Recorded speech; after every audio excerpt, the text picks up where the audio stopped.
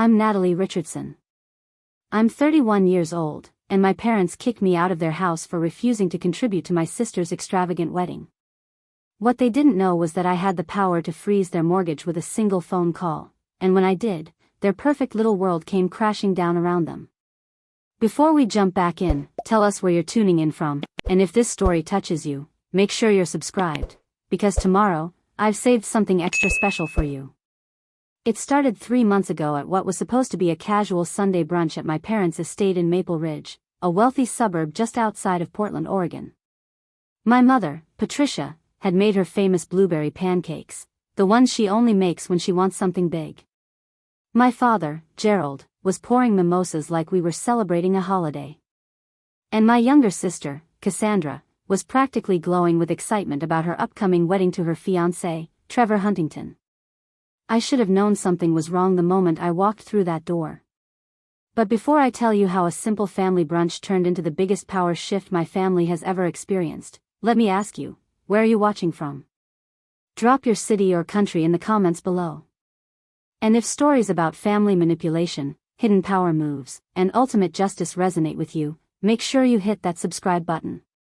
Your support means everything, and trust me, you won't want to miss what happens next. Tomorrow, I've got something even more explosive lined up for you. Now, let's get back to the story. The dining room table was set like we were hosting royalty. Fine china that my mother only brings out for special occasions, fresh flowers in crystal vases, and cloth napkins folded into perfect little swans. Everything looked picture perfect, just like it always did in the Richardson household. But I'd learned a long time ago that the prettier the setup, the bigger the ask. Natalie, sweetheart, my mother began, setting down her coffee cup with that practiced smile that never quite reached her eyes. We wanted to talk to you about Cassandra's wedding. Here it comes, I thought. The real reason for the pancakes. My father cleared his throat and pulled out a leather portfolio from beside his chair.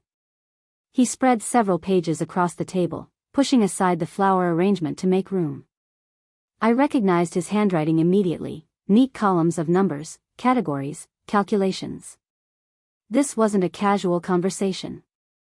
This was a presentation. We've been working on the budget for Cassie's big day, he said, his voice taking on that authoritative tone he used in his corporate meetings. And we wanted to go over the contribution breakdown with you. Contribution breakdown. Not help if you can, or would you be willing to chip in? A contribution breakdown. Like it was already decided. Like my participation was mandatory, not optional. I glanced at Cassandra, who was practically bouncing in her seat with excitement, her engagement ring catching the morning sunlight streaming through the bay windows. She'd always been the princess of the family, the golden child who could do no wrong. While I was working 2 jobs through college to pay my tuition, Cassandra was getting a brand new Audi for her birthday. While I was eating ramen noodles in my dorm room, she was studying abroad in Paris on my parents' dime. The total cost is going to be around $95,000, my father continued, pointing to the number at the bottom of his spreadsheet. $95,000. For one day. I felt my stomach drop. Trevor's family is contributing $40,000, my mother added quickly, as if that somehow made the number more reasonable. And your father and I are putting in $35,000 from our savings. I did the math in my head. That left $20,000 unaccounted for. We were hoping you could cover the remaining $20,000, my father said, looking at me expectantly. We know you've been doing well with your career, and this would be your contribution to your sister's happiness. $20,000. They were asking me, no, telling me, to hand over $20,000 for a wedding I hadn't even been consulted about. For a dress I'd never seen, a venue I'd never visited, a menu I'd never tasted. Preparing and narrating this story took us a lot of time, so if you are enjoying it, subscribe to our channel, it means a lot to us. Now back to the story. That's a lot of money, I said carefully, trying to keep my voice neutral. You can afford it, Cassandra chimed in, her voice taking on that whiny quality she'd perfected over the years. You make good money at that tech company, and you don't have a husband or kids to spend it on. What else are you going to do with it? The casual dismissal of my life choices hit me like a slap. As if my decision to focus on my career instead of getting married made my money somehow less valuable, less mine. Besides, my mother added, reaching across the table to squeeze my hand, this is your baby sister's wedding. This is a once-in-a-lifetime event. Family takes care of family. There it was. The phrase that had haunted me my entire adult life. Family takes care of family. It was the excuse they used every time they needed something from me. Every time Cassandra's credit card got maxed out. Every time my parents' temporary cash flow problem needed solving. Every time their lifestyle exceeded their income. I need to think about it, I said, pulling my hand away from my mother's grip. The temperature in the room dropped about 20 degrees. Think about it? My father's voice was sharp now, the corporate executive coming out in full force. Natalie, we're not asking you to think about it. We're telling you what your contribution will be. This is your family. This is your sister. And this is my money, I replied, my voice stronger than I felt. $20,000 is my emergency fund. It's my security. It's money I worked for and saved. Cassandra's eyes filled with tears, real or performed, I could never tell anymore. I can't believe you're being so selfish. This is my wedding, Natalie. The most important day of my entire life, and you're going to ruin it because you care more about your bank account than your own sister? I'm not ruining anything, I said, standing up from the table. I'm just not funding something I can't afford. Can't afford? My mother's voice rose to a shrill pitch. You live in a luxury apartment downtown. You drive a BMW. You take vacations to Europe. Don't tell us you can't afford to help your sister. What she didn't mention was that I'd earned every single one of those things through 60-hour work weeks as a senior software architect. That my luxury apartment was a carefully chosen investment in an up-and-coming neighborhood. That my BMW was 3 years old and purchased with cash. That my vacations to Europe were work conferences where I spent 12 hours a day in seminars and meetings. My answer is no, I said, grabbing my purse from the back of my chair. I'm sorry, but I'm not contributing $20,000 to this wedding. The explosion was immediate and spectacular. My father stood up so fast his chair fell backward. If you walk out that door, Natalie, don't bother coming back. If you can't be part of this family when it matters, then you're not part of this family at all. My mother was crying now, real tears streaming down her perfectly made-up face. How could you do this to us? After everything we've done for you? After all the sacrifices we've made? Cassandra just stared at me with a look of pure betrayal, her mouth hanging open in shock that her big sister had actually said no. I walked out of that house with my heart pounding and my hands shaking, knowing I'd just crossed a line I could never uncross. What I didn't know, what they couldn't possibly have known, was that I held the keys to their entire financial future in my hands. You see, 6 months earlier, I'd made a decision that would change everything.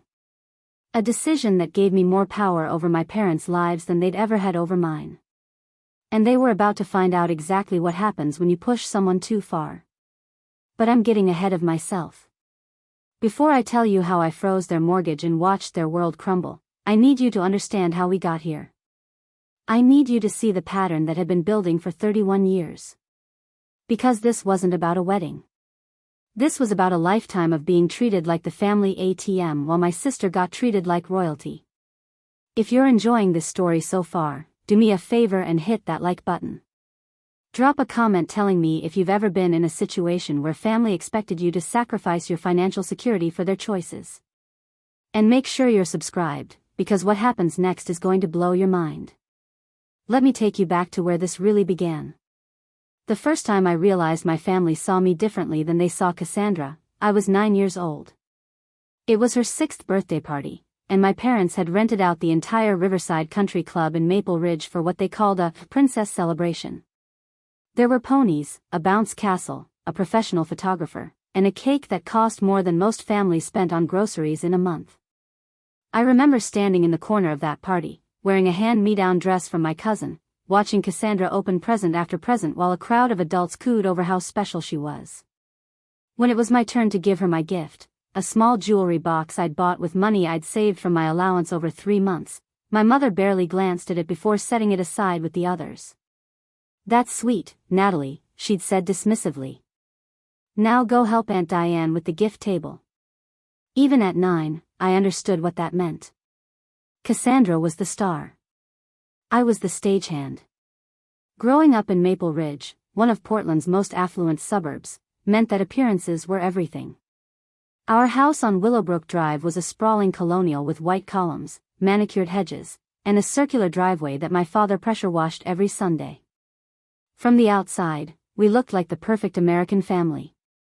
Inside, beneath the expensive furniture and professional family portraits, was a hierarchy I never asked to be part of. My father, Gerald Richardson, worked as the chief operations officer for a mid-sized pharmaceutical distribution company.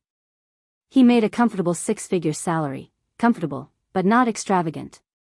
Not enough to support the lifestyle my mother insisted on maintaining.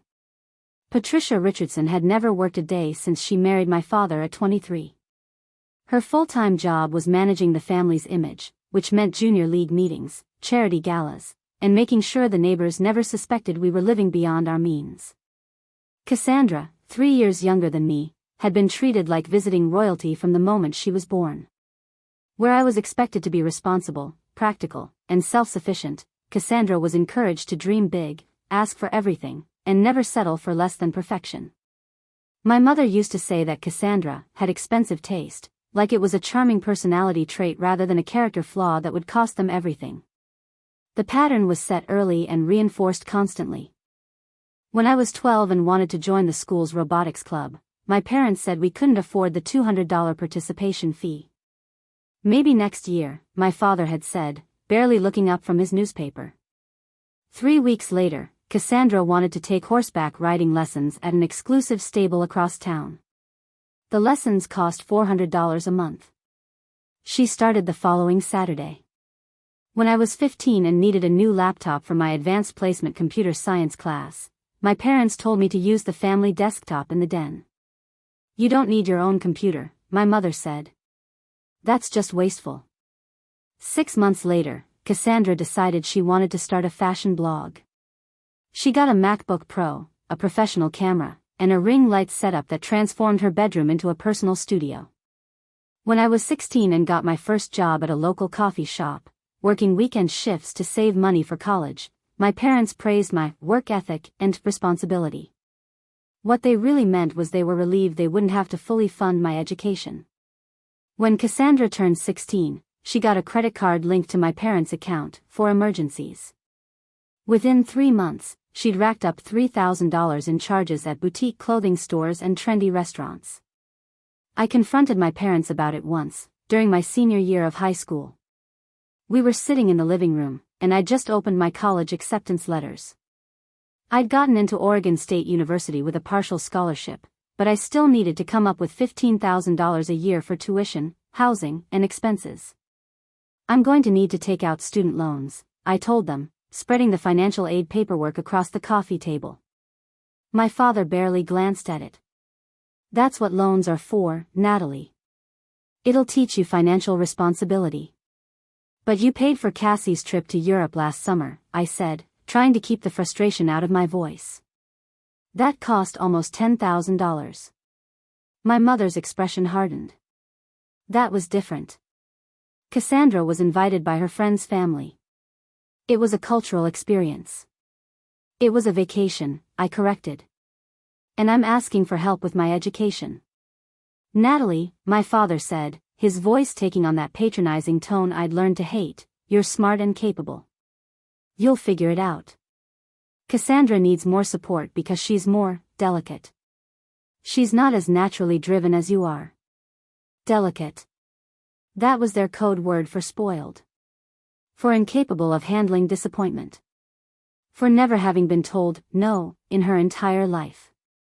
I took out $62,000 in student loans to get through Oregon State.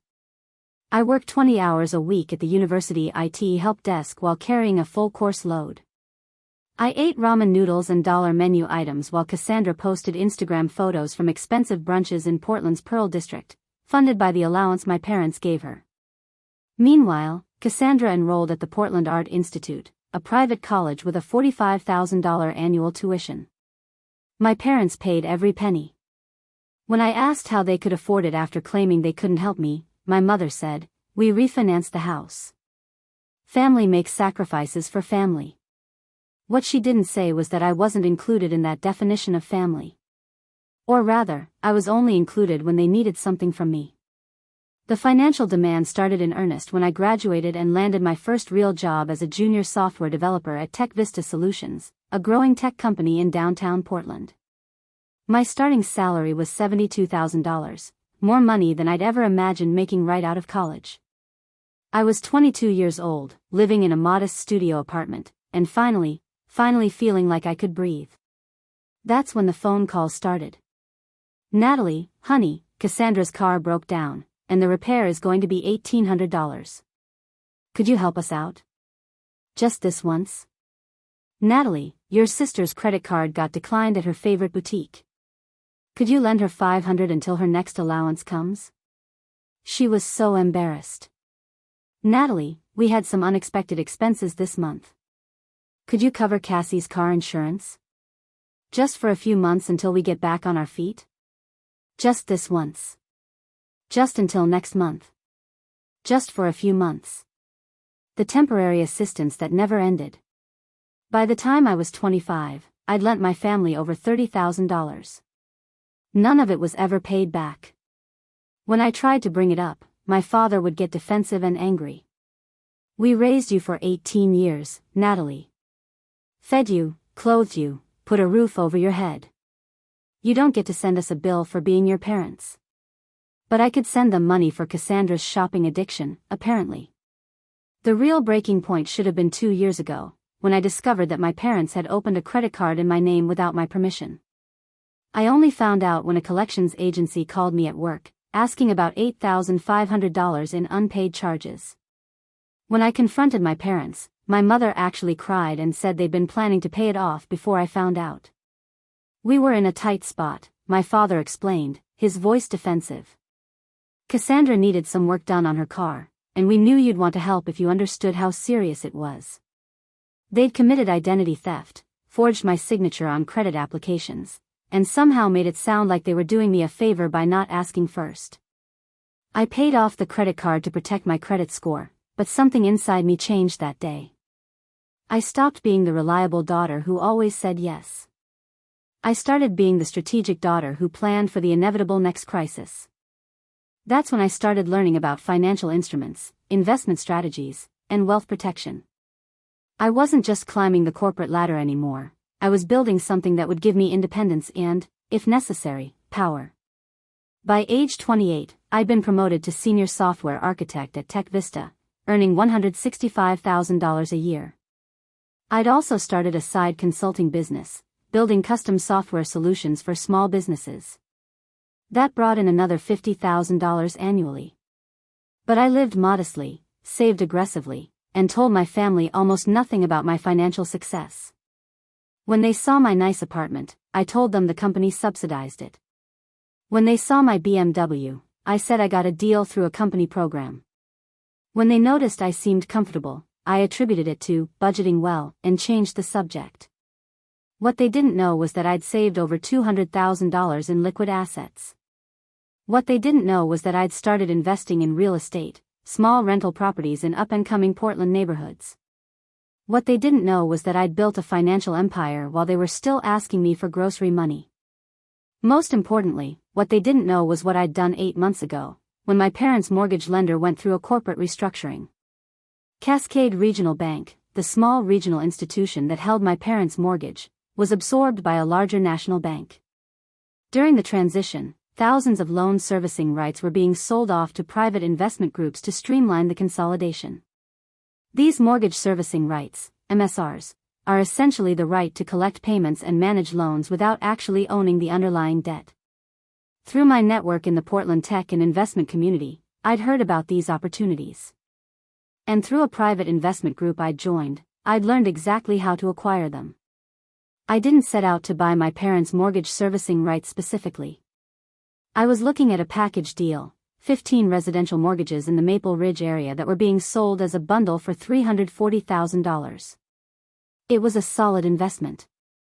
The mortgages were mostly current, the properties were in good areas, and I'd essentially be collecting monthly payments while the bank still held the actual debt.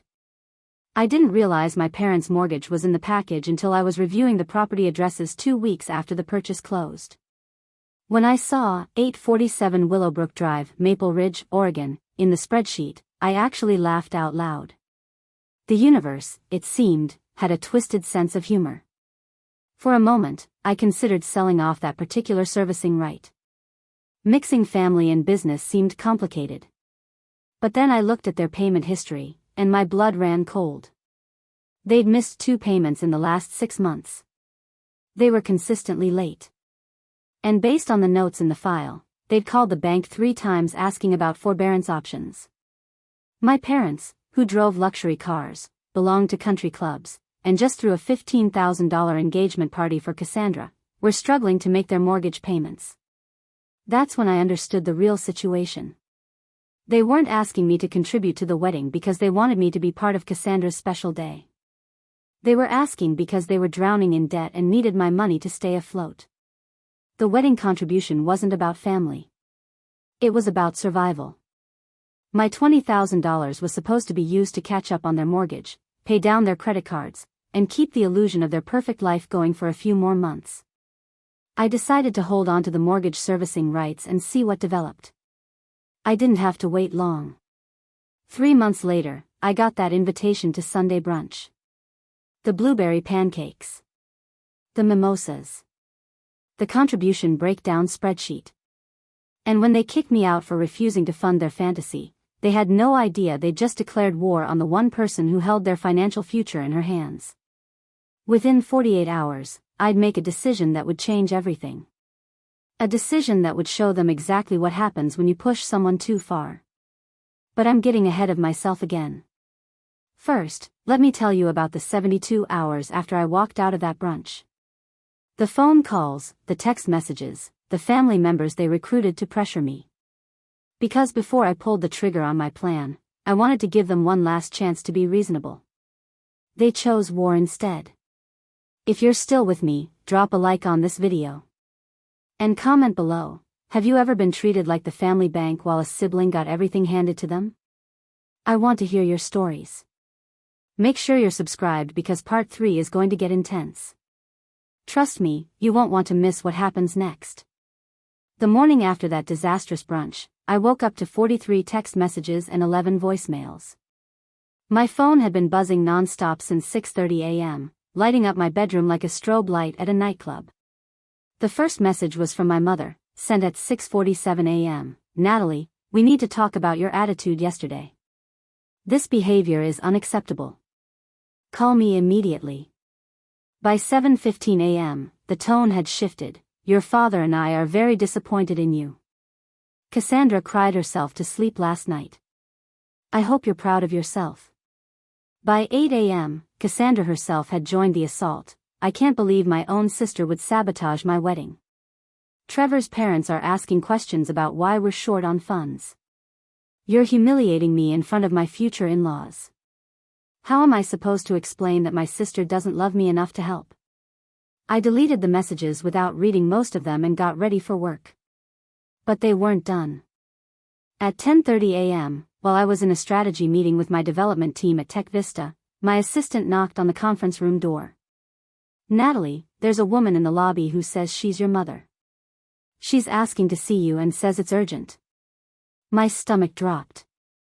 She'd come to my workplace. She'd actually shown up at my office to ambush me in front of my colleagues. I excused myself from the meeting and went down to the lobby, where my mother sat in one of the modern leather chairs, looking completely out of place in her pearls and Chanel suit among the tech startup aesthetic of exposed brick and industrial lighting. Mom, what are you doing here? I asked, keeping my voice low.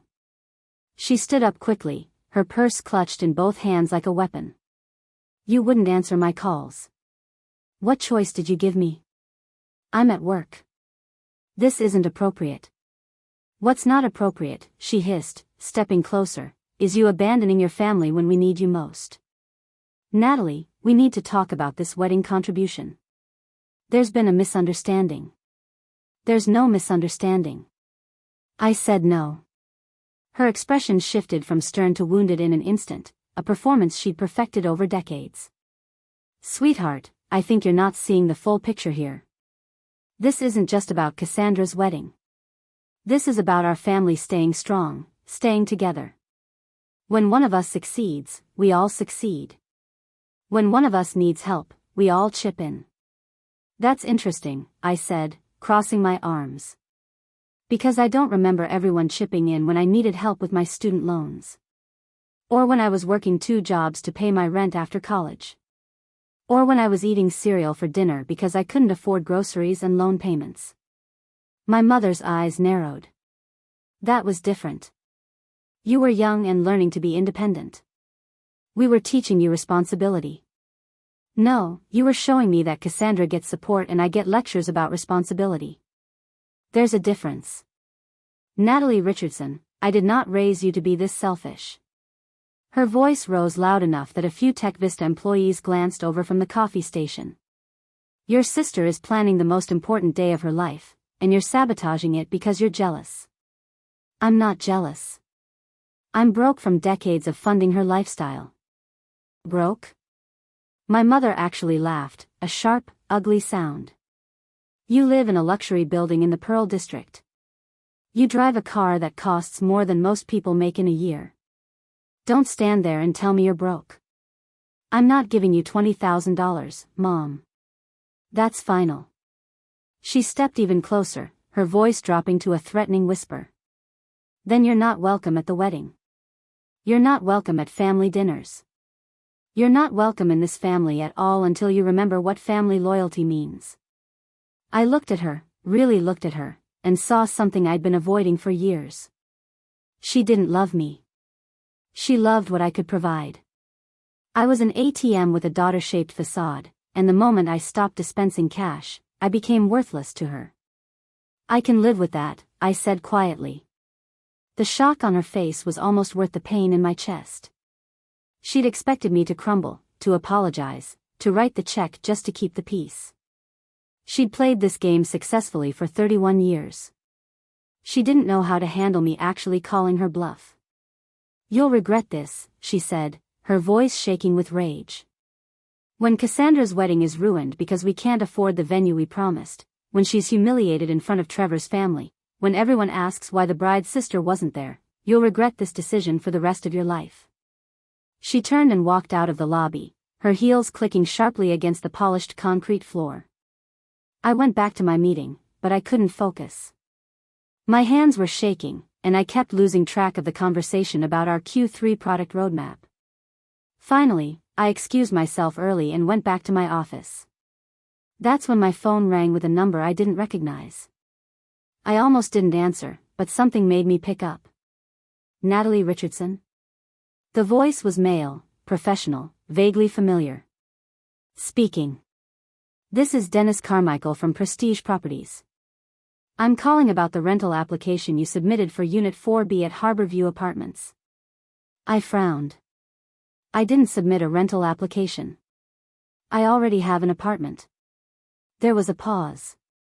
According to our records, someone using your name, social security number, and employment information applied for a lease 3 days ago. They listed Tech Vista Solutions as their employer and provided pay stubs showing a salary of $165,000.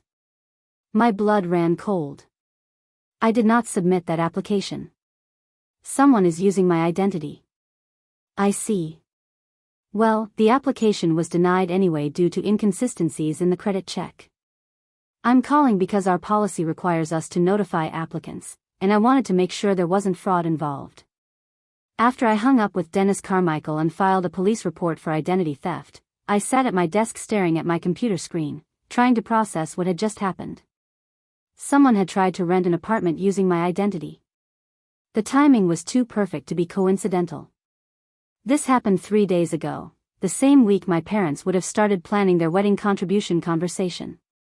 My phone buzzed with a text from an unknown number. Still think you can just walk away from family obligations? This is just the beginning. Pay up or watch everything you've built fall apart. I screenshot the message and forwarded it to my email, starting a documentation file. If they wanted to play dirty, I'd make sure every single move was recorded. The attacks escalated throughout the week. On Tuesday, I got a call from my car insurance company saying someone had filed a claim in my name for an accident I'd never been in. On Wednesday, my credit card was declined at a client lunch because someone had reported it stolen and had it frozen. On Thursday, I received a notice from my apartment building that there had been complaints about noise and parties in my unit, complaints filed on nights I'd been out of town for work conferences. Each incident was small enough to be explained away individually. But together, they formed a clear pattern of harassment designed to make my life difficult. And every single incident required hours of phone calls, paperwork, and stress to resolve. Friday afternoon, my father called. I almost didn't answer, but curiosity won out. "Natalie, we need to talk." His voice was tight, controlled, the tone he used when he was trying to intimidate someone in a business negotiation. "Your mother told me about your conversation at your office. I want you to know that we're very disappointed in the way you've handled this situation." "The way I've handled it?" "Dad, someone is committing fraud using my personal information. Someone filed false complaints with my apartment building. Someone is actively trying to sabotage my life, and it started the same week I refused to fund Cassandra's wedding." "Don't be dramatic. You have no proof that anyone in this family had anything to do with those incidents." "I have plenty of proof. Text messages with threats. A clear timeline. Motive and opportunity." His voice hardened. "If you're accusing your family of criminal behavior, Natalie, you need to be very careful. That's slander. That could have legal consequences." I actually laughed. "Legal consequences? You're threatening me with legal action while someone in your house is committing identity theft?" "What I'm saying," he continued as if I hadn't spoken, "is that you need to think very carefully about your next steps. You can either come back to this family, apologize to your sister, contribute what we've asked you to contribute, and we'll forget this whole ugly episode. Or you can continue down this path of selfishness and find out exactly what it means to be on your own. I've been on my own since I was 18, Dad. The only difference is now I'm not pretending otherwise."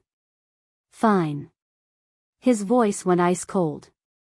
"Then consider yourself officially uninvited from Cassandra's wedding. You're not welcome at family events.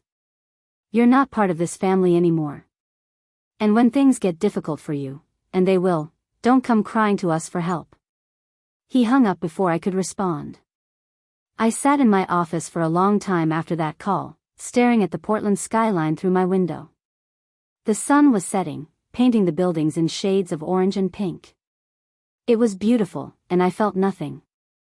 They'd made their choice. They'd chosen intimidation, harassment, and ultimatums over understanding. They'd chosen Cassandra's fantasy wedding over any relationship with me. They'd chosen to burn the bridge rather than meet me halfway. Fine. If they wanted war, I'd give them war. That evening, I made a phone call that would change everything. I called Hammond Financial Services, the company that managed the mortgage servicing rights I'd purchased. I spoke to my account manager, Gregory Walsh, a no-nonsense financial professional who'd been handling my investments for 2 years. "Gregory, I need to exercise my rights on one of the mortgages in the Maple Ridge portfolio." "Which property?" 847 Willowbrook Drive. I heard typing on his end. "Okay, I'm pulling up the account now. What are we looking at?" "The borrowers are 2 months behind on payments. I want to initiate a payment freeze and send formal notice that the account is under review for potential default proceedings." "That's well within your rights as the servicing rights holder," Gregory confirmed. "Though I should mention, initiating default proceedings is a serious step. Are you sure you want to go this route? Usually we try to work out payment plans first." "I'm sure. Send the notice via certified mail. I want documentation that they received it. Consider it done. The freeze will be in effect by Monday morning, and the notice will go out tomorrow. They'll have 30 days to bring the account current or face escalation." After I hung up, I poured myself a glass of wine and sat on my apartment balcony, looking out over the city lights. I felt surprisingly calm. No guilt, no second-guessing, no fear. For 31 years, I'd been playing by their rules. I'd been the good daughter, the reliable sister, the family bank account. I'd swallowed my resentment and opened my wallet because that's what they'd trained me to do. But they'd made a critical mistake. They'd assumed I was powerless. They'd assumed I'd never fight back. They'd assumed that family loyalty only flowed in one direction, from me to them. They were about to learn exactly how wrong they were. The certified letter would arrive at their house tomorrow morning. By Monday, they'd discover that their mortgage payments were being rejected. By Tuesday, they'd be panicking, calling the bank, trying to figure out what went wrong. And when they finally figured out that I was the one holding their financial future in my hands, when they realized that their daughter, the one they'd kicked out, the one they'd harassed, the one they'd threatened, had the power to take everything from them, that's when the real panic would begin. I raised my wine glass in a silent toast to the city lights and smiled. Game on. The certified letter arrived at 847 Willowbrook Drive on Saturday morning at 9:23 a.m. I know the exact time because I'd set up delivery confirmation tracking, and my phone pinged the moment my father signed for it. I was at my favorite coffee shop in the Pearl District, reviewing code for a client project, when the notification came through. My heart rate picked up slightly, but I kept working. Let them stew for a while. Let them read the official letterhead, the formal language, the 30-day notice. Let them feel the first tremor of the earthquake I was about to unleash on their perfect suburban lives. I gave them 2 hours before checking my phone. 14 missed calls. 27 text messages. 3 voicemails. I sipped my latte and opened the voicemails first. The first one was from my father, his voice tight with barely controlled panic. Natalie, call me back immediately. We've received some kind of notice about our mortgage. There's been a mistake. Call me back now. The second, 15 minutes later, was my mother. Natalie, I don't know what you think you're doing, but this isn't funny. We got a letter saying our mortgage is under review for default. This is clearly some kind of error with the bank merger.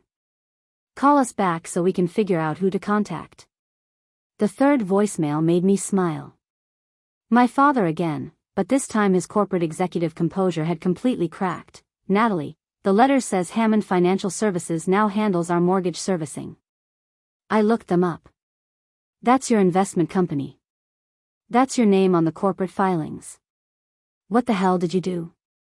Call me back right now. I deleted the voicemails and opened the text messages.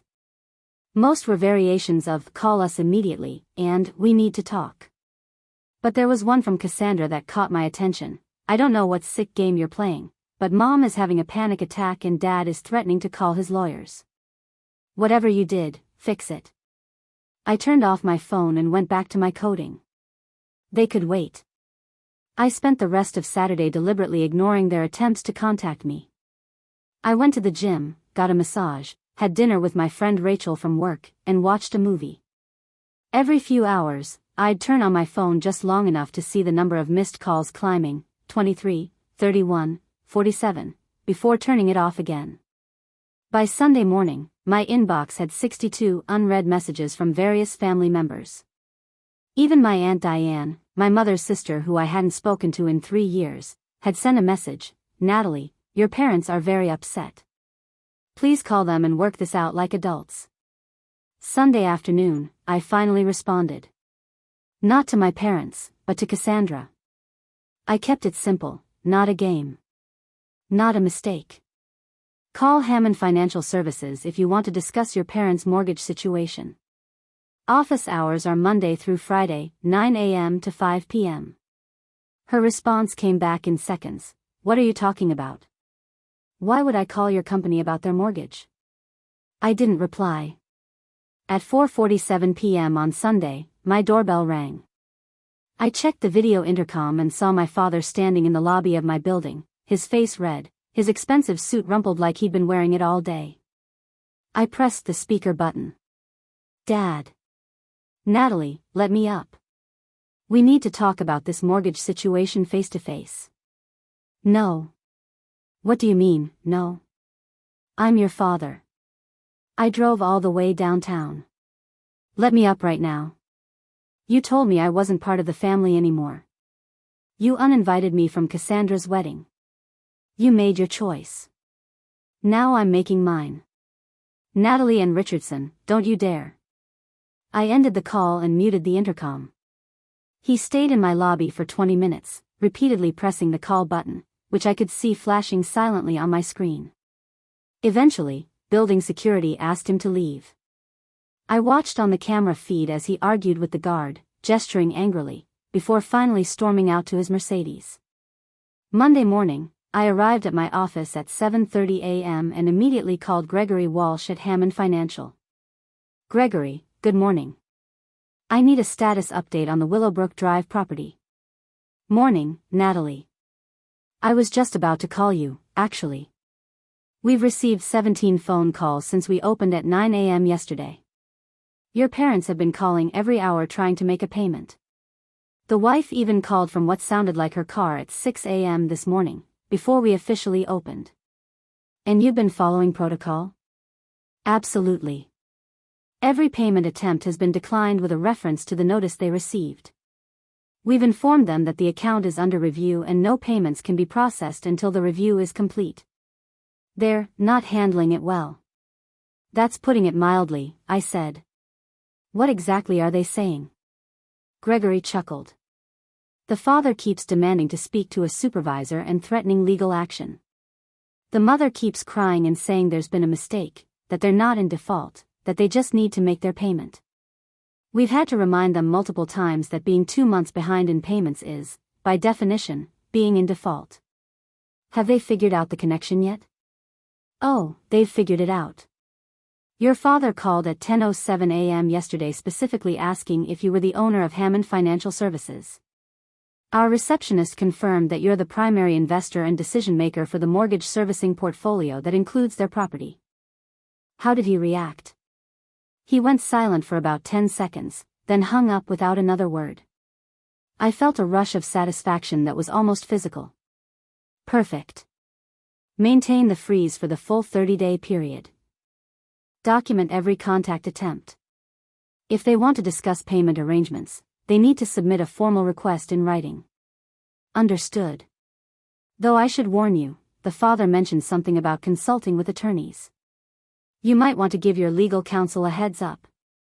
After hanging up with Gregory, I called my attorney, Jennifer Park, a sharp corporate lawyer I'd worked with on several real estate deals. Jennifer, I need to brief you on a situation that might get legally complicated. I spent 20 minutes explaining the entire situation, the wedding demand, the harassment, the mortgage servicing rights, the payment freeze. Jennifer listened without interrupting, which I'd learned meant she was mentally cataloging every detail. Okay, she said when I finished. First, the good news. Everything you've done is completely legal. You acquired the servicing rights through legitimate channels, you have clear documentation of default, and you're following standard procedures for accounts under review. They have no legal grounds to challenge the freeze. And the bad news? The bad news is that family disputes get messy, especially when money and property are involved. Your parents could try to claim you acted in bad faith or specifically targeted them, but that's difficult to prove since you didn't know their mortgage was in the portfolio when you purchased it. Do you have documentation proving when you discovered their mortgage was included? Yes. Email timestamps, transaction records, everything. Good. Keep all of that. Also, document every instance of harassment you mentioned, the identity theft attempts, the false complaints, the threatening messages. If they escalate legally, we'll need to show a pattern of them attacking you first. Already done. I've been screenshotting and saving everything. Smart. One more thing, are you prepared for this to get ugly? Family legal disputes are emotionally draining, and they tend to bring out the worst in people. I thought about 31 years of being treated as a second-class family member. I thought about missing payments on my student loans because I was helping with Cassandra's rent. I thought about my mother showing up at my workplace to manipulate me. It's already ugly, Jennifer. I'm just making sure I win. Monday afternoon brought a development I hadn't anticipated. My work phone rang with an internal extension. It was Marcus Chen, the CEO of TechVista Solutions. Natalie, do you have a minute? Can you come up to my office? My stomach dropped. Had my parents somehow contacted my boss?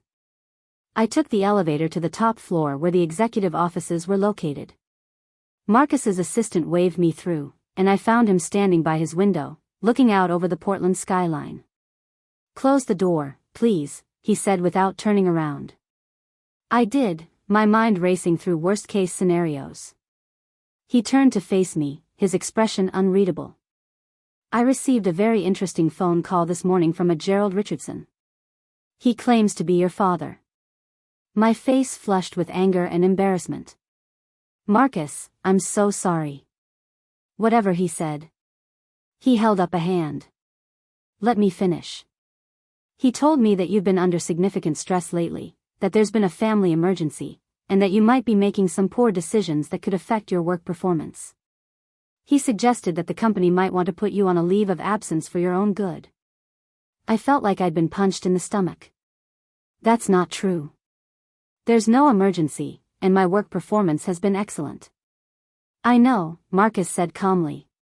Which is why I'm telling you about this conversation instead of acting on it. Natalie, you're one of our best architects. Your projects are always on time, your code is clean, and your team loves working with you. So when your father called trying to get you suspended from work, my first thought was, what kind of father does that? He's trying to pressure me into giving him money. Marcus nodded slowly. That's what I suspected. Look, I don't know the details of your family situation, and frankly, it's none of my business. But I want you to know that you have the company's full support. If anyone else calls here trying to interfere with your employment, I'll handle it personally. And if you need time off to deal with legal matters, we can arrange that too. The relief was overwhelming. Thank you, Marcus. I really appreciate that. Just keep doing the excellent work you've been doing. And Natalie?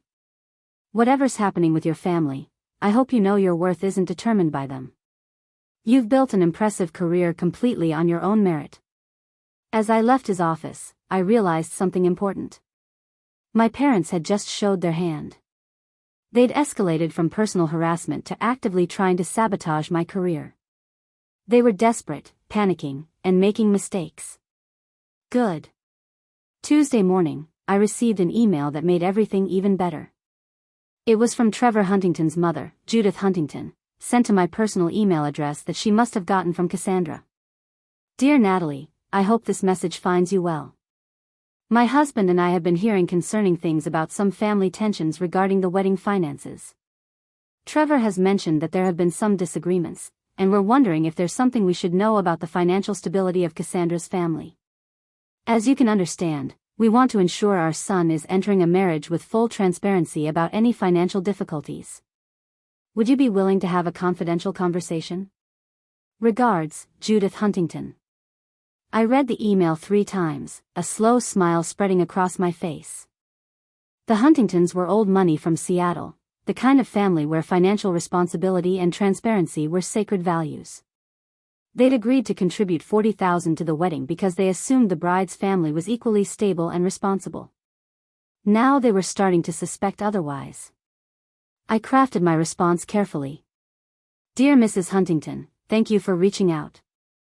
I think a conversation would be beneficial for everyone involved.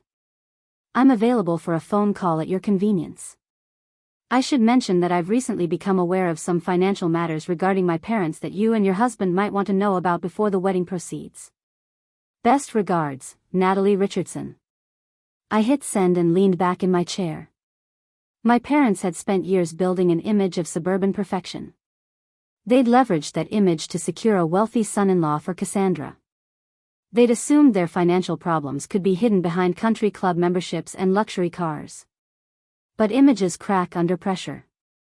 And I was applying a lot of pressure.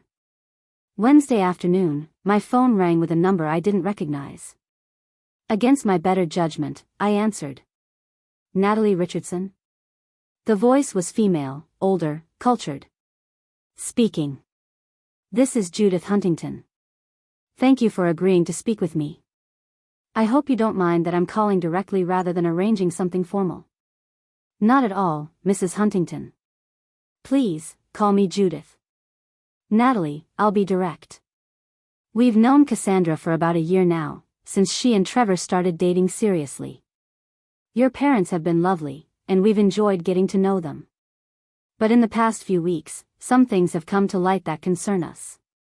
What kind of things? Trevor mentioned that your parents have been pressing Cassandra about getting more money from your side of the family for the wedding. When we asked why they needed additional funds when they'd already committed $35,000, Cassandra became evasive. Then, a few days ago, your father called our house at 10 p.m. asking if we could advance our contribution early because of unexpected expenses. That raised a red flag for my husband. I chose my words carefully. Judith, I'm going to be honest with you because I think you and your family deserve to know the truth before you make any financial commitments. My parents are in serious financial trouble. They're currently in default on their mortgage, 2 months behind on payments. They have significant credit card debt, and they've been using family members as a financial safety net for years. The silence on the other end of the line stretched for several seconds. I see, Judith finally said, her voice carefully neutral. And the $35,000 they committed to the wedding? I don't believe they have it. I think they were planning to borrow it or use money they don't actually possess. That's why they've been so aggressive about trying to get me to contribute $20,000. They need it to cover their existing debts, not for the wedding itself. And why are you telling me this? Forgive me for being blunt, but this reflects poorly on your own family. Because Trevor is about to marry into this family, and he deserves to know what he's walking into. Because Cassandra has been raised to believe that debt doesn't matter and someone else will always bail her out. Because I spent my entire adult life being that someone, and I'm done. If your family wants to take over that role, you should do it with full knowledge of what you're signing up for. Another long pause. Thank you for your honesty, Natalie. This gives my husband and me a lot to think about. May I ask, are you planning to attend the wedding? I've been uninvited, actually.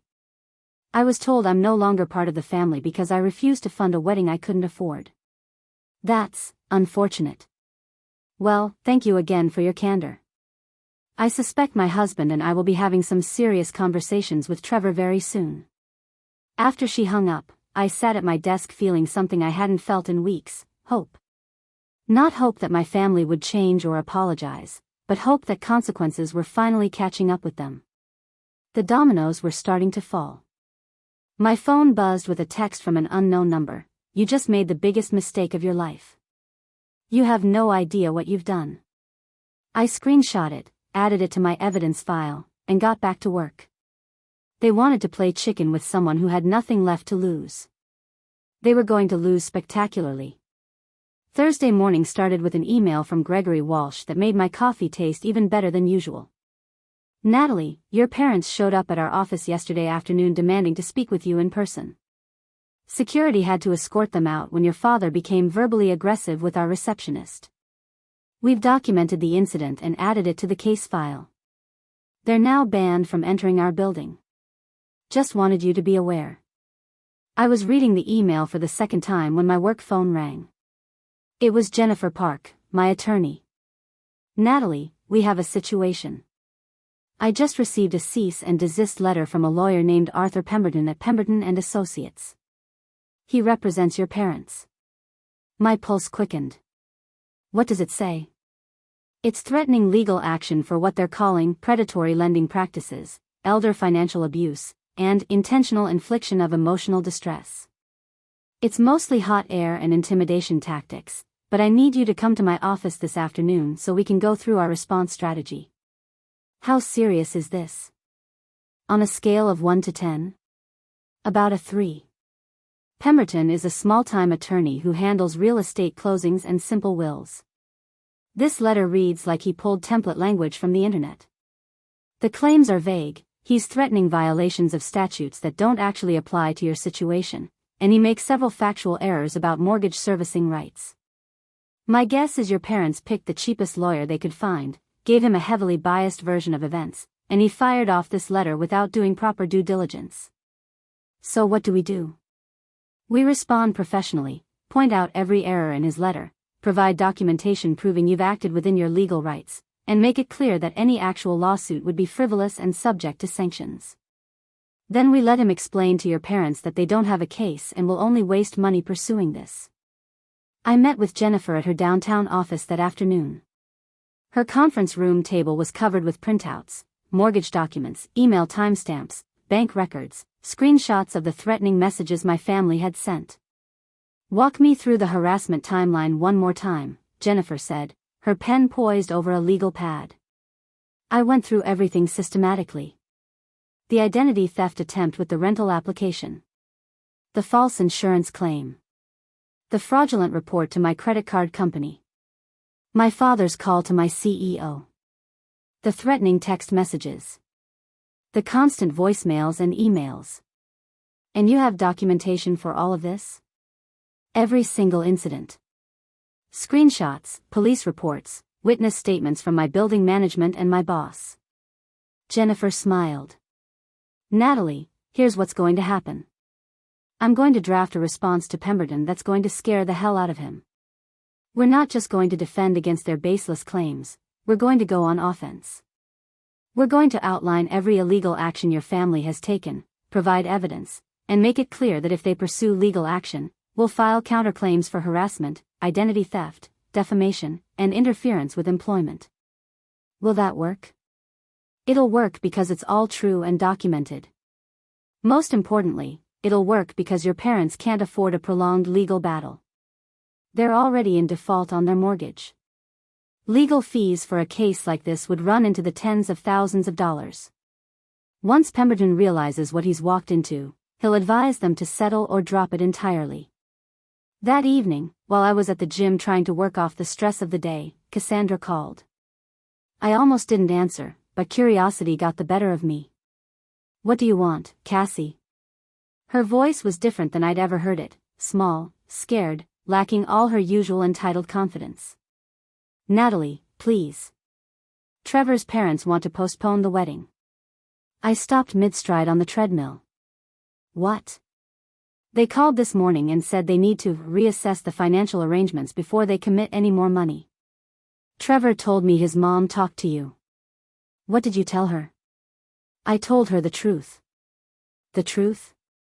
Cassandra's voice rose to a shriek that made several other gym members glance over. "You told them our parents are broke. You sabotaged my wedding because you're jealous." "I'm not jealous, Cassandra. I'm done being your family's ATM. This isn't about money. This is about you being cruel and vindictive. Trevor's parents are making him do a prenup now. Do you know how humiliating that is? They think I'm some gold digger who's after their money. Are you?" The silence was deafening. "How dare you," she finally whispered. "How dare you accuse me of that? Cassie, you've never worked a full-time job in your life. You're 28 years old and our parents still pay your rent. You maxed out 3 credit cards last year buying designer clothes. Trevor's family is wealthy, and suddenly you're planning a $95,000 wedding you can't afford. What exactly would you call that?" "I love Trevor." "I'm sure you do. But his parents are smart enough to wonder if you love him or if you love his trust fund." She was crying now, ugly sobbing sounds that might have made me feel guilty a year ago. Now I just felt tired. "Mom is having panic attacks," Cassandra said between sobs. "Dad is barely sleeping. They're talking about selling the house. You're destroying this family over money that doesn't even matter to you.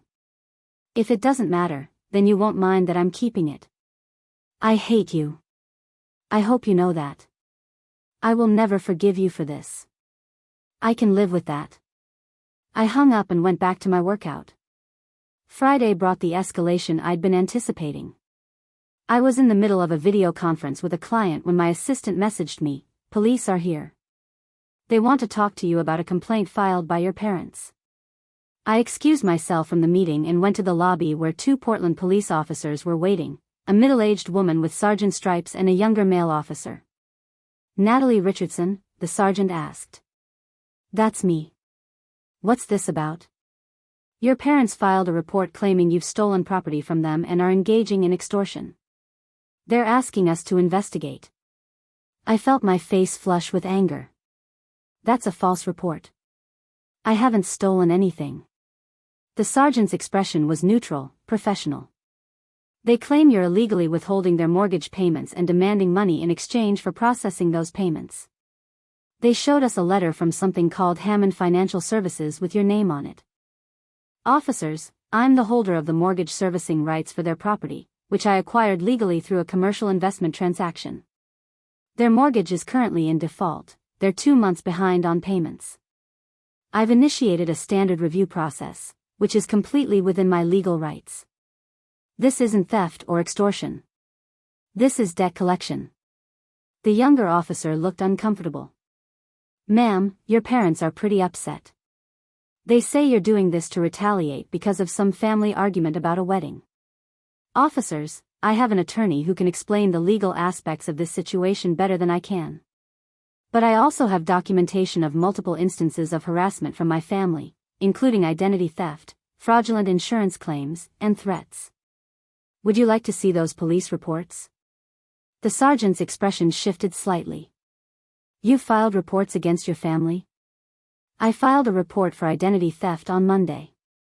Someone used my personal information to fraudulently apply for a rental property. I filed another report on Wednesday for threatening text messages. And I can show you documentation of my father attempting to interfere with my employment by calling my CEO with false claims about my mental state.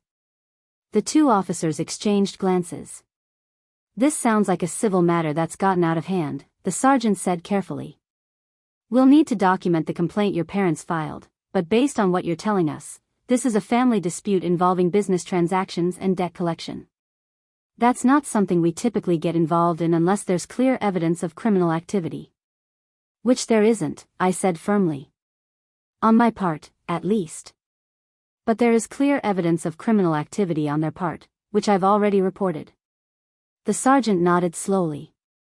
We'll follow up on your previous reports and add this information to those case files. In the meantime, I'd strongly suggest you and your parents communicate only through attorneys. These family business disputes can get ugly fast. They already have, Sergeant.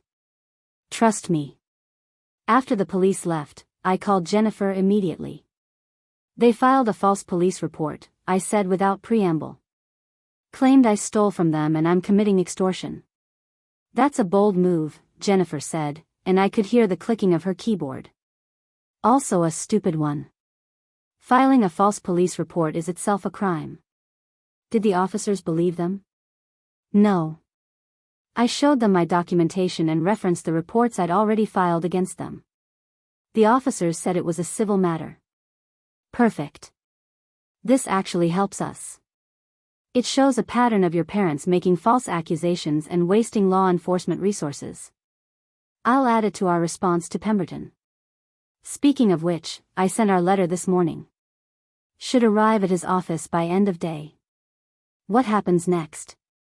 Either Pemberton calls me to discuss settlement, or he ignores the letter and your parents continue escalating until they run out of money or energy.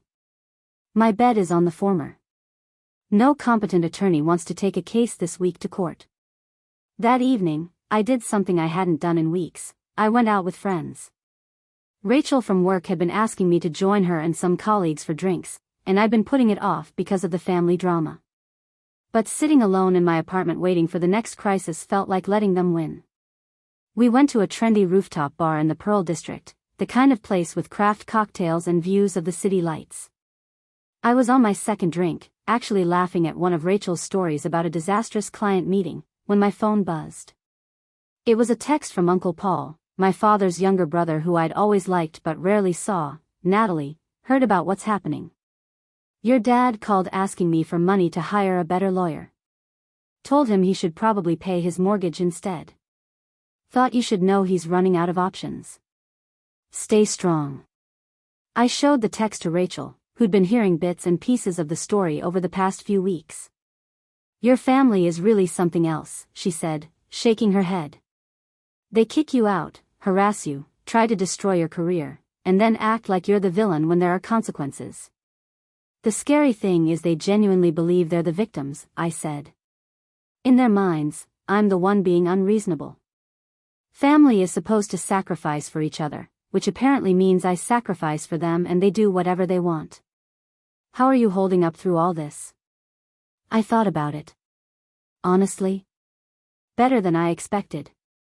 There's something freeing about finally fighting back after years of just taking it. I spent so long being the good daughter, the responsible one, the family bank. Now I'm being the person who says no and enforces boundaries. It's terrifying but also empowering.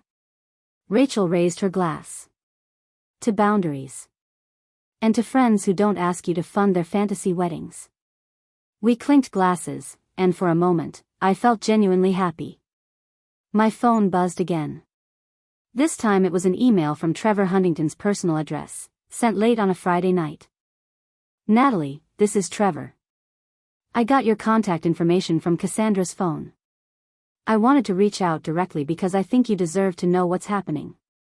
My parents sat me down tonight and gave me an ultimatum: either postpone the wedding until Cassandra's family gets their financial situation under control, or proceed with a prenuptial agreement that protects my trust fund and inheritance. Cassandra is refusing to sign a prenup. She says it means I don't trust her. My parents say they won't contribute any money to the wedding without one. I don't know what to do. Part of me wonders if Cassandra is more upset about the prenup than she would be about postponing the wedding, which makes me question things I don't want to question. I'm not asking for advice. I just thought you should know that your conversation with my mother has started something that can't be stopped. For what it's worth, I don't think you're the villain in this situation. Trevor. I read the email 3 times. Trevor was starting to see what I'd seen for years, that Cassandra viewed relationships as transactions, that love and money were inseparably intertwined in her mind, that she'd been raised to believe her value was in what she could extract from others. I didn't respond to Trevor's email. This was something he needed to figure out for himself. Saturday morning, I woke up to 17 new voicemails. I almost deleted them all without listening, but something made me play the first one. It was my mother's voice, but different, broken, desperate, stripped of all pretense. Natalie, please. Please call me back. Your father had a heart attack last night. He's in the hospital. I know we've said terrible things, I know we've made mistakes, but he's your father. Please. We need you. I need you. Please just call me back. My hand was shaking as I lowered the phone. A heart attack. My father was in the hospital. For a moment, just a moment, I felt the old instinct to drop everything, rush to the hospital, apologize for whatever it took to make the family whole again. Then I called Jennifer Park. My mother left a voicemail saying my father had a heart attack. Is this real or is this another manipulation tactic? Give me 10 minutes, Jennifer said. She called back in 7. I contacted Providence Portland Medical Center. Gerald Richardson was admitted to their cardiac unit at 11:47 p.m. last night. He's stable, listed in fair condition, and expected to be discharged in a few days. It appears to be stress-related angina, not a full myocardial infarction. He's going to be fine, but it was real enough to scare everyone. I sat down heavily on my couch. So what do I do? That's not a legal question, Natalie. That's a personal one. But if you want my advice as someone who's seen a lot of family disputes, don't rush to the hospital. Don't drop your boundaries because of a health scare. If you go, they'll use it as leverage to manipulate you back into the old dynamic. Wait until he's stable and discharged, then decide if and how you want to proceed. That feels cold. Setting boundaries always feels cold to people who benefited from you not having them. I spent Saturday in my apartment, ignoring the increasingly frantic messages from my mother and Cassandra. Each message followed the same pattern: initial desperation about my father's condition, then guilt-tripping about my absence, then anger about my cruelty, then back to desperation. Sunday afternoon, my phone rang with a number I recognized, Providence Portland Medical Center. Is this Natalie Richardson? Yes. This is Dr. Amanda Foster. I'm treating your father, Gerald Richardson. He asked me to call you. How is he? Physically, he's recovering well. The cardiac event was relatively minor, though it was a serious warning sign about stress and lifestyle factors. However, I'm calling because he's been experiencing significant anxiety, and he specifically requested to speak with you. He says it's urgent. Can you put him on the phone? There was a pause, some muffled conversation, then my father's voice, weaker than I'd ever heard it. Natalie. Dad. I need you to stop this. Whatever you're doing with the mortgage, I need you to stop it. The stress is killing me. Literally killing me. And there it was. Not, I'm sorry. Not, we were wrong. Not, can we talk about this? Just, I need you to stop. Even from a hospital bed after a cardiac event, it was still about what he needed from me. Dad, I hope you recover quickly. I really do. But I'm not stopping the mortgage review process. You're in default. That has consequences. Natalie, please. Get better, Dad. Follow your doctor's orders. Reduce your stress. And maybe start by accepting reality instead of fighting it. I hung up. My hands were shaking, but I felt strangely calm. The war wasn't over. If anything, it was about to escalate. But I was done being the one who surrendered first. Monday morning brought a call I'd been waiting for. Arthur Pemberton, my parents' attorney, requested a meeting with Jennifer Park to discuss potential resolution options. Jennifer called me immediately after hanging up with him. He folded. Took exactly 3 business days after receiving our response letter. He wants to meet this afternoon to discuss settlement terms. That was fast. That's what happens when an attorney realizes his clients lied to him and he's stuck with an unwinnable case. Pemberton sounded exhausted on the phone. I'd bet money your parents have been calling him every 2 hours demanding updates. Do I need to be there? Not for the initial meeting. I'll hear what he has to say, assess how desperate they are, and then we'll strategize. But Natalie? This is the beginning of the end. They're running out of moves. I spent the morning at Tech Vista in back-to-back meetings, trying to focus on a product launch timeline while my phone periodically buzzed with updates. My mother had apparently discovered my work calendar was public and had tried to schedule a family meeting in a conference room at my office building. My assistant caught it and declined the invitation, but the audacity was impressive. At 2:15 p.m., Jennifer sent a text, "Meeting done. Call me when you can." I excused myself from a design review and called from my office with the door closed. How bad is it? I asked. For them? Catastrophic. Pemberton showed up with a settlement proposal that was essentially, please make this go away. Here's what they're offering. They'll drop all legal threats, issue a written apology, agree to stop all contact and harassment, and commit to bringing the mortgage current within 60 days if you'll unfreeze the account and allow them to resume payments. What about the $20,000 for the wedding? Not mentioned. I think they've finally realized that ship has sailed. What did you tell him? I told him I'd present the offer to you, but that given the pattern of harassment, identity theft, and false police reports, you'd likely want additional assurances. I also mentioned that we're considering filing criminal complaints for the identity theft and false reporting, which made Pemberton very uncomfortable. What do you think I should do? Jennifer was quiet for a moment. Legally, you're in a position of total power. You can accept their settlement, reject it and continue with legal action, or propose counterterms. But Natalie, I need you to think about what you actually want here. Do you want to destroy them financially? Do you want them to hurt the way you've hurt? Or do you want them to simply leave you alone and face the natural consequences of their actions? I stared out my office window at the Portland skyline, watching clouds roll in from the west. What did I want? I want them to understand that I'm not their solution anymore. I want them to fix their own problems without using me as a resource. And I want to never have to deal with this kind of manipulation again. Then let me draft counterterms that accomplish those goals without requiring you to be vindictive. We'll accept their settlement framework but add provisions that protect you long-term. Think of it as establishing a permanent boundary with legal teeth. Do it. That evening, while I was making dinner in my apartment, my phone rang with a call from Trevor Huntington. Natalie, I hope it's okay that I'm calling again. I know we don't really know each other. It's fine, Trevor. How are you holding up? Not great, honestly. Cassandra and I have been fighting for 3 days straight about the prenup. She keeps saying that if I loved her, I'd trust her. My parents keep saying that if she loved me, she'd want to protect both of us. I'm stuck in the middle, and I'm starting to wonder if either side is right. What do you think? I think.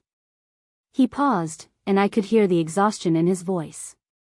I think I've been avoiding some uncomfortable truths about Cassandra's relationship with money.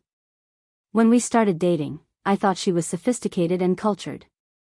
Now I'm wondering if what I saw as sophistication was actually just expensive taste funded by other people. That's a hard realization. Your parents asked me for a loan yesterday. Did you know that?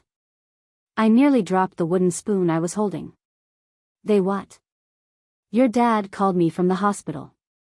Said they were in a temporary cash flow crisis and needed $15,000 to get through this rough patch. He promised they'd pay me back within 90 days. When I told him I needed to think about it, he got angry and said that's what family does for each other. They help without hesitation. But you're not family yet. Exactly. That's what made me realize something. They don't see me as Trevor, Cassandra's fiancé. They see me as Trevor, the guy with the trust fund. I'm not a person to them. I'm a resource. Welcome to how I've felt for 31 years. Trevor laughed, but it was a sad sound. I told Cassandra about her dad's call. She got defensive and said he was just stressed from the hospital stay. But then I asked her directly, if we get married, is she expecting my money to solve her parents' financial problems? She couldn't answer. She literally couldn't answer the question. So what are you going to do? I'm postponing the wedding. My parents are relieved. Cassandra is, well, she's threatening to call off the engagement entirely if I don't agree to proceed as planned. Which kind of proves everyone's point, doesn't it? After we hung up, I sat with that information for a long time. Trevor was waking up to the same reality I'd been living with forever. And Cassandra, faced with the possibility of losing her wealthy fiancé, was choosing ultimatums over self-reflection. Some people never learn. Tuesday brought a piece of information that changed my entire strategy. Gregory Walsh from Hammond Financial called with an update that made my morning coffee suddenly taste bitter. Natalie, I need to make you aware of something.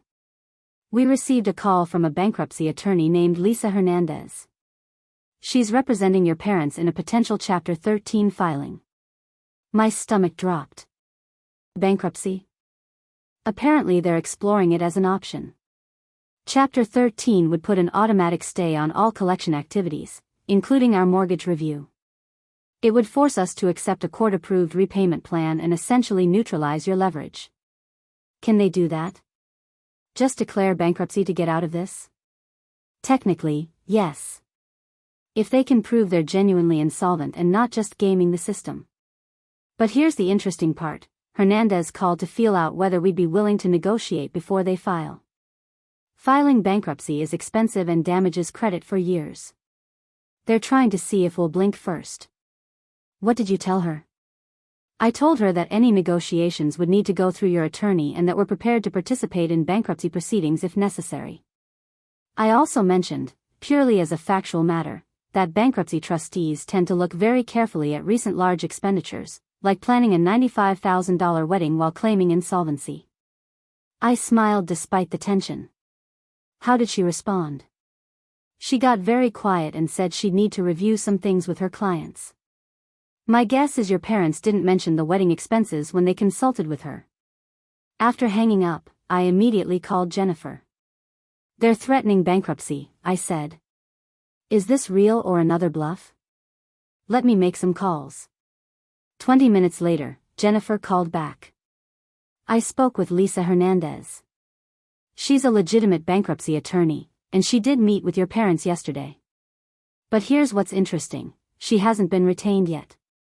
They're still in the consultation phase. Hernandez is cautious. She told me, off the record, that she has concerns about whether they're filing in good faith or trying to manipulate the system. So what do? We accelerate our timeline. If they file bankruptcy before we finalize a settlement, this drags out for months and gets much more expensive for everyone. I'm going to call Pemberton and tell him we need a signed agreement by end of business Friday, or we proceed with criminal complaints for the identity theft and false reporting. That gives them 3 days to decide if they want to settle or gamble on bankruptcy. And if they choose bankruptcy? Then they'll spend the next year in bankruptcy court while a trustee scrutinizes every dollar they've spent, and will still be there as creditors with documented evidence of their fraud and harassment. They won't escape consequences. They'll just make those consequences more painful and public. Wednesday afternoon, I received an unexpected visitor at Tech Vista. The receptionist called up to my office. There's a Cassandra Huntington here to see you. She doesn't have an appointment but says it's urgent. My sister, using Trevor's last name before they were even married. The audacity was almost impressive. I went down to the lobby where Cassandra sat in one of the modern chairs, looking nothing like the polished princess I was used to seeing. Her hair was in a messy ponytail, her designer outfit wrinkled, and her eyes were red and swollen from crying. Cassie. What are you doing here? She stood up quickly. Trevor postponed the wedding. His parents transferred his trust fund to a new account he can't access until he's 30 unless they approve it. He's saying we need to do couples counseling and financial planning before we can get married. This is all your fault. Let's take this outside, I said, not wanting to have this conversation in my office lobby. We walked to a small park across the street. Cassandra was shaking, whether from cold or emotion I couldn't tell. None of this is my fault, Cassie. I didn't create your financial problems or your relationship issues with Trevor. You told his mother we were broke. You sabotaged my wedding because you're jealous that I found someone and you're alone. I told his mother the truth. And I'm alone by choice because I'd rather be alone than in a relationship based on lies and financial manipulation. She laughed bitterly. Oh, please. You're alone because you're cold and selfish. You always have been. Mom and Dad gave you everything, and you threw it back in their faces. They gave me everything? Cassie, you got a new BMW at 18. I drove a 15-year-old Honda. You went to Paris. I worked 2 jobs to pay for community college before transferring to state school. You've never paid rent in your life. I've been financially independent since I was 22. We did not have the same childhood. Because you were older. Because you were supposed to be responsible. I was the baby. I needed more support. You're 28 years old. When does the support end and adulthood begin? She stared at me, and for a moment, I saw something flicker in her eyes, maybe recognition, maybe doubt. But then her expression hardened again. Dad's in the hospital because of you. The stress of what you're doing to them caused his heart attack. Dad's in the hospital because he's been living beyond his means for decades and the stress finally caught up with him. I didn't cause that. I just refuse to enable it anymore. We're family, Natalie. Family is supposed to help each other. You're right. Family should help each other. But help goes both ways, Cassie. When have you ever helped me? When have Mom and Dad ever sacrificed anything for me the way they've sacrificed for you? When has anyone in this family treated me like I mattered beyond what I could provide? She opened her mouth to respond, then closed it. She genuinely couldn't think of an example. That's what I thought, I said quietly. Cassie, I don't hate you. I don't even blame you, really. You were raised to be this way. But I'm done being your family's solution to every problem. You're going to have to figure out how to be an adult on your own. Trevor's parents are making him sign a prenup that protects all his assets. Everything. If we get divorced, I get nothing. Then don't get divorced. Or better yet, build your own career and assets so you're not dependent on his money. She looked at me like I'd suggested she fly to the moon. I'm a lifestyle influencer. That's my career. How much do you make from that? Her silence was answer enough. Cassie, you have 130,000 Instagram followers, and you make $0. That's not a career. That's a hobby funded by other people's money. Maybe it's time to get a real job.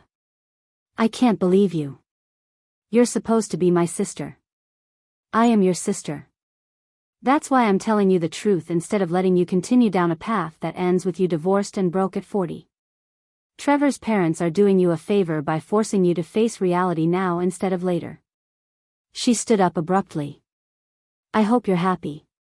You've destroyed this family. Mom and Dad might lose the house. My wedding is postponed indefinitely. And you sit here in your expensive office with your successful career acting like you're the victim.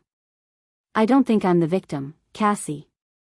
I think I'm the one who finally stopped being the victim. She walked away without another word. I sat in that park for another 20 minutes, watching the city move around me. Office workers on their lunch breaks. Parents with strollers. Homeless people asking for change. All of them navigating their own complex realities. My phone buzzed with an email from Jennifer. Pemberton called. Your parents have agreed to all our terms. They're signing the settlement agreement tomorrow morning. It's over, Natalie. You won. I read the message 3 times. It's over. You won. But sitting there in that park, watching my sister disappear around a corner toward whatever uncertain future awaited her, I didn't feel like I'd won anything. I felt like I'd survived something that never should have happened in the first place. Thursday morning, Jennifer sent me a scanned copy of the signed settlement agreement. My parents had agreed to everything. Written apology and retraction of all false statements. No contact provision except through attorneys for mortgage-related matters. Immediate cessation of all harassment. Restitution of $3,200 for documented damages. Commitment to bring mortgage current within 60 days via approved payment plan. Acknowledgement that any violation would result in immediate criminal prosecution. At the bottom, I saw my father's signature, shaky, uncertain, nothing like his usual bold executive scrawl. Next to it, my mother's signature, also trembling. They'd signed away their power over me. Permanently. How do you feel? Jennifer asked when I called her. Strange. I thought I'd feel triumphant or vindicated or something. Instead, I just feel tired. That's normal. You've been in fight or flight mode for months. Now that the immediate threat is over, the adrenaline crash hits. Take some time off. Rest. Process everything that's happened. What happens now with the mortgage? They have 60 days to make their catch-up payments. If they do, the account returns to normal servicing. If they don't, you proceed with foreclosure. The choice is entirely theirs. That afternoon, I did something I hadn't done in years. I left work early, went home, put on comfortable clothes, and just sat on my couch doing absolutely nothing. No emails. No phone calls. No crisis management. Just silence. My phone buzzed once with a text from Uncle Paul. Heard they settled. Proud of you, kid. Sometimes the kindest thing you can do for people is force them to face consequences. Dinner next week? I smiled and typed back, dinner sounds perfect. As the sun set over Portland, painting my apartment in shades of orange and gold, I realized something important. I hadn't just won a legal battle or protected my financial interests. I'd reclaimed myself. For the first time in my adult life, I wasn't defined by what my family needed from me. I wasn't the reliable daughter, the family bank, the person who sacrificed her own stability for everyone else's comfort. I was just Natalie. Software architect. Investor. Woman who'd learned to set boundaries and enforce them. The war was over. Now I had to figure out what peace looked like. The conference room at Jennifer Park's law office felt different this time. 3 weeks had passed since my parents signed the settlement agreement, and we were meeting to review their compliance and discuss next steps.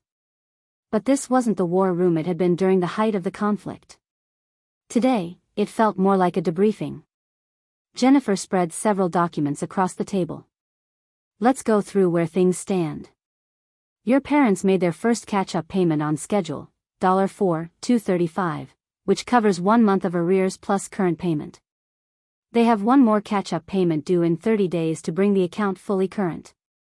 Any issues with the payment? None. It cleared immediately, and Gregory at Hammond Financial confirmed they've set up automatic payments going forward. They're also current on their property taxes and homeowners insurance. From a compliance standpoint, they're doing everything right. What about the no-contact provision? Jennifer flipped to another document. No violations. No phone calls, no emails, no showing up at your workplace or apartment. They've respected the boundaries completely. The only communication has been through Pemberton regarding mortgage logistics, which is permitted under the agreement. I should have felt relieved. Instead, I felt oddly empty. There's one other thing you should know, Jennifer continued, her voice careful. I received a call from Lisa Hernandez, the bankruptcy attorney your parents consulted. They've decided not to file. According to Hernandez, they're working with a financial counselor to restructure their debt and create a sustainable budget. She wanted me to know that our settlement actually helped them. It forced them to confront their financial reality instead of continuing to avoid it. That's good, I guess. Natalie, you look like someone just told you your dog died. This is good news. They're complying with everything, taking responsibility, making progress. Isn't this what you wanted? I stared at the documents on the table, payment confirmations, compliance reports, all evidence that my family was finally facing consequences and making changes. Jennifer was right. This was exactly what I'd wanted. So why did it feel so hollow? I think I expected something more, I said quietly. An apology that felt real. Some acknowledgement of how they treated me for 31 years. Something that showed they actually understood what they'd done wrong, not just that they'd been caught and had to comply. Jennifer's expression softened.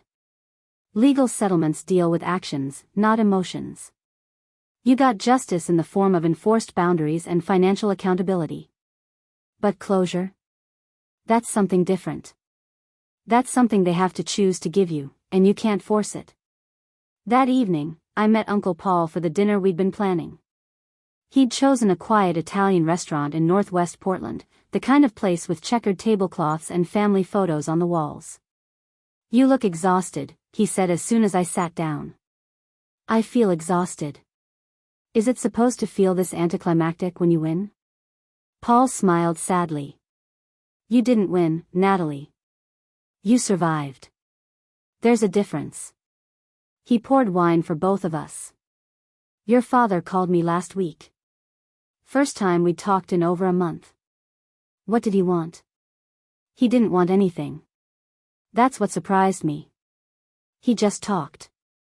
Told me about the financial counseling he and your mother are doing. Told me they're selling some things, jewelry, collectibles, your mother's designer bag collection. They're downsizing their lifestyle to match their actual income. Good for them, I guess. He also said something interesting. He said, Paul, I think I forgot Natalie was a person. I spent so many years seeing her as the responsible one, the capable one, that I forgot she had her own dreams and limits. I treated my own daughter like a business resource instead of a human being. Those were his exact words. I felt my throat tighten. Did he ask you to tell me that? No. He specifically said he didn't deserve to say it to you directly, that he'd lost that right when he kicked you out for setting boundaries. But I thought you should know that he's thinking about it. That maybe, somewhere under all the defensive pride and financial panic, he's starting to understand what he did. That doesn't change anything. No, it doesn't. But maybe it's a start. We ate in comfortable silence for a while.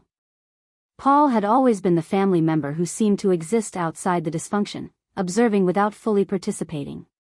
"Can I tell you something?" I said finally. I thought I'd feel triumphant. I thought watching them panic and struggle would feel like justice. But mostly I just feel sad. Sad that it had to come to this. Sad that they couldn't see me as anything more than an ATM until I forced them to. Sad that 31 years of family relationships came down to a legal settlement and enforced boundaries. That's because you're not vindictive, Natalie.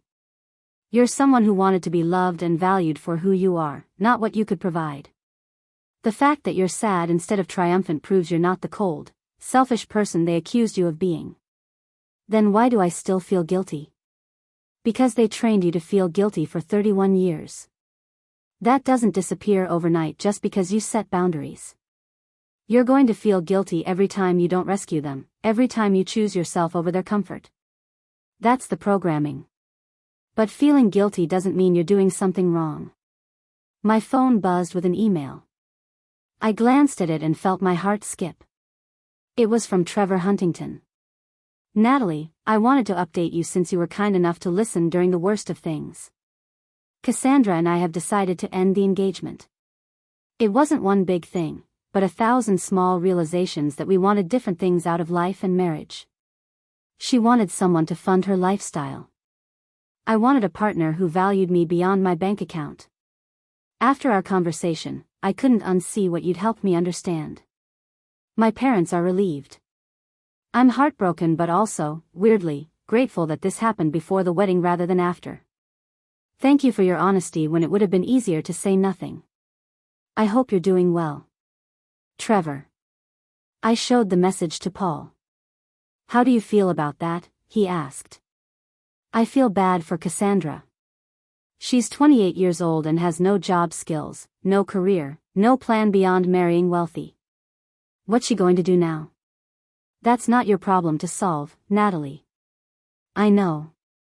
But she's still my sister, even if we're not speaking. And I can't help wondering if things might have been different if someone had set boundaries with her earlier. If someone had taught her that she needed to be more than decorative and expensive. You can't save someone who doesn't want to be saved. And you can't parent someone who's not your child. Your parents created Cassandra's situation by enabling her for 28 years. That's on them, not you." Later that night, alone in my apartment, I did something I hadn't done since the settlement was signed. I pulled out a notebook and started writing. Not documentation for legal purposes, not evidence of harassment, just thoughts. What do I do with all this anger now that there's nowhere to direct it? The legal battle is over. They're complying with everything. But I'm still angry about every missed birthday where they bought Cassandra designer clothes and gave me practical gifts. I'm still angry about working 2 jobs through college while they funded her art school dream. I'm still angry about 31 years of being seen as a solution instead of a person. Where does that anger go when there's no more fight to fight? I was still writing when my phone rang at 10:47 p.m. Unknown number, Portland area code. Against my better judgment, I answered. "Natalie?" The voice was female, older, tentative. "Mom?" "Yes. I know I'm not supposed to call you directly. I know I'm violating the agreement.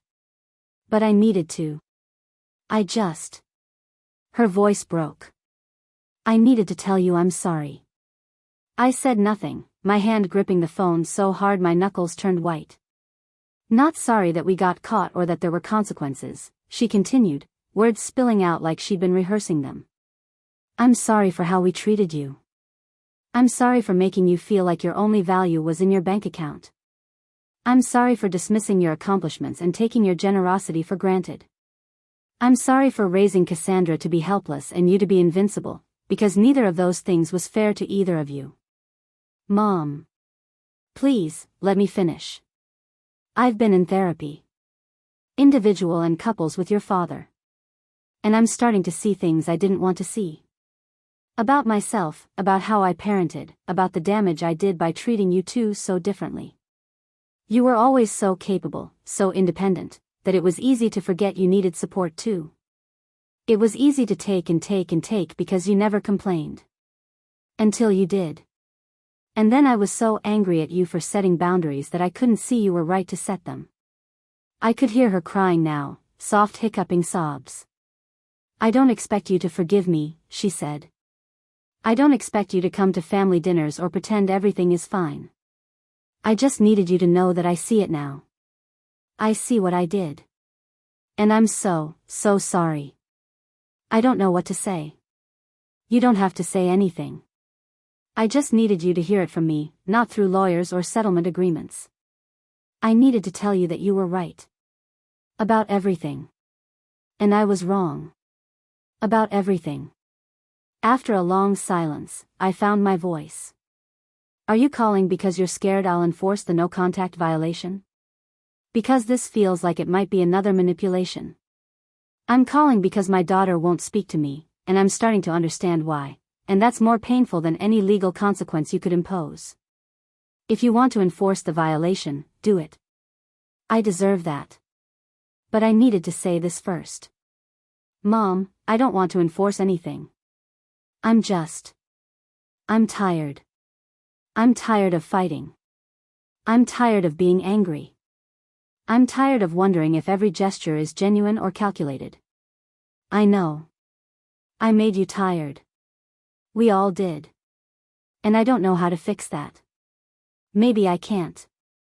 Maybe some things are too broken. Maybe. But if there's ever a time when you want to try, not go back to how things were, but build something new and healthier, I want you to know I'm willing. No expectations, no demands, no timeline.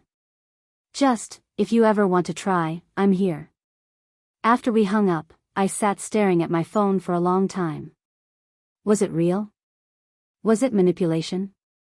Could someone really change that dramatically after decades of established patterns?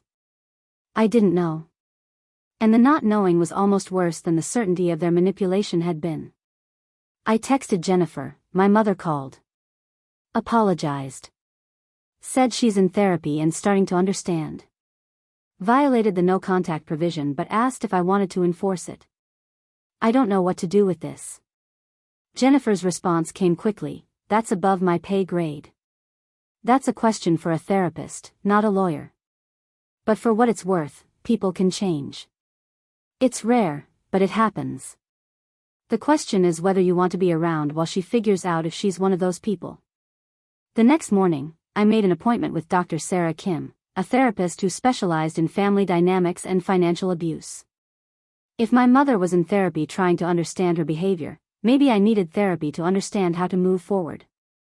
Because winning the legal battle had been straightforward: collect evidence, set boundaries, enforce consequences.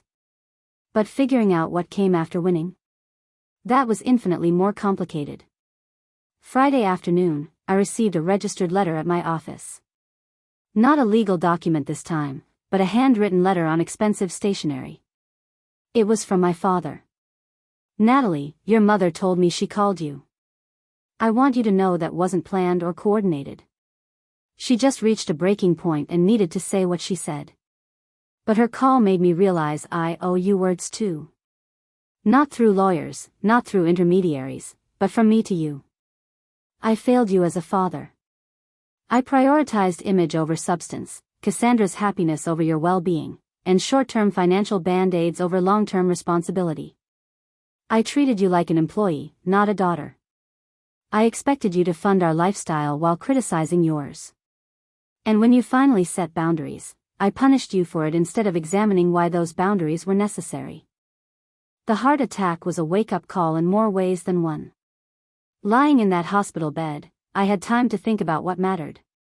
And I realized that I'd spent 31 years teaching you to be self-sufficient while failing to appreciate what an incredible person that self-sufficiency had created. You built a career without our help. You built wealth through intelligence and hard work. You built character through adversity we inflicted on you. And instead of celebrating any of that, I resented you for not sharing it with us. I'm not asking for forgiveness. I'm not asking for a relationship. I'm just telling you that I see it now. I see you now. And I'm proud of the woman you became despite our parenting, not because of it. Your father. I read the letter 3 times, searching for manipulation, for hidden agendas, for the catch. But I couldn't find one. Maybe they were changing. Maybe the consequences had actually reached them. Maybe losing access to me and my resources had forced them to examine patterns they'd never questioned before. Or maybe this was just a more sophisticated form of manipulation. I didn't know which it was. But for the first time since this all began, I felt like maybe, just maybe, there was a possibility of something other than war or complete estrangement. Not forgiveness. Not yet. But maybe, eventually, understanding. 6 months later, I stood in the conference room at Tech Vista Solutions, presenting a new software architecture to a room full of executives. My hands were steady, my voice confident, my slides polished. This was a $2.3 million project, and I'd just spent 45 minutes explaining why my team's approach was the right one. When the presentation ended, Marcus Chin stood up and started clapping. The rest of the room joined in. "Brilliant work, Natalie," Marcus said. "Let's move forward with implementation. I'll have contracts drawn up by end of week." As I packed up my laptop, I felt something I hadn't felt in years: pure, uncomplicated professional pride. No family drama lurking in the background. No guilt about success. Just the satisfaction of doing excellent work and being recognized for it. My phone buzzed as I walked back to my office. A text from Dr. Sarah Kim, my therapist: "Don't forget, you have someone coming to your session today. See you at 4. Right. Today was the day. 3 months ago, after 12 weeks of individual therapy, Dr. Kim had suggested that I might benefit from a family session with my parents. Not to reconcile, she'd emphasized, but to facilitate communication in a controlled environment where everyone's boundaries would be respected. I'd said no immediately. Then I'd thought about it for 2 weeks. Then I'd said maybe. Then I'd agreed to one session, with the understanding that I could leave at any time and that this didn't commit me to anything beyond one conversation. My parents had agreed to every condition without argument. At 3:45 p.m., I parked outside Dr. Kim's office in a quiet professional building in the West Hills. My hands were shaking slightly as I turned off the ignition. I sat in the car for a few minutes, breathing deeply, reminding myself that I had all the power here. I could leave. I could say no. I could enforce any boundary I needed to. Dr. Kim met me in the waiting room. She was a woman in her 50s with kind eyes and a no-nonsense demeanor that I'd grown to appreciate over the past few months. "How are you feeling?" she asked. "Terrified. Angry. Curious. All of the above. That's completely normal. Remember, this is just a conversation. You don't owe them forgiveness, reconciliation, or anything else. This is about seeing if communication is possible and whether you want to explore rebuilding some kind of relationship on your terms." She led me into her office where my parents were already seated on one couch. I took the chair across from them, Dr. Kim positioning herself slightly to the side where she could observe everyone. My mother looked older than I remembered. Thinner, with more gray in her hair and deeper lines around her eyes. My father had lost weight too, and there was a tiredness in his face that hadn't been there before the heart attack. "Thank you for coming," my mother said softly. "We know this isn't easy for you." Dr. Kim intervened gently. "Before we begin, let's establish some ground rules. Everyone gets to speak without interruption. If anyone becomes uncomfortable, we take a break. The goal isn't to solve everything today, it's to practice communicating honestly and respectfully. Natalie, would you like to start by explaining what you'd like from this session?" I took a breath. I want to understand if the changes I've seen from you are real or temporary. I want to know if you actually comprehend what you did wrong, or if you're just sorry you got caught and faced consequences. And I want to know if there's any possibility of having a relationship where I'm seen as a person instead of a resource. My father nodded slowly. "That's fair. And those are questions we can answer, though I don't know if our answers will satisfy you." "Try," I said. He leaned forward, his hands clasped between his knees. "The financial counseling we've been doing isn't just about budgeting and debt management. Our counselor, Richard, has been making us examine why we spent the way we did, why we felt entitled to live beyond our means, and why we saw you as the solution to problems we created. And what did you discover? Dr. Kim asked.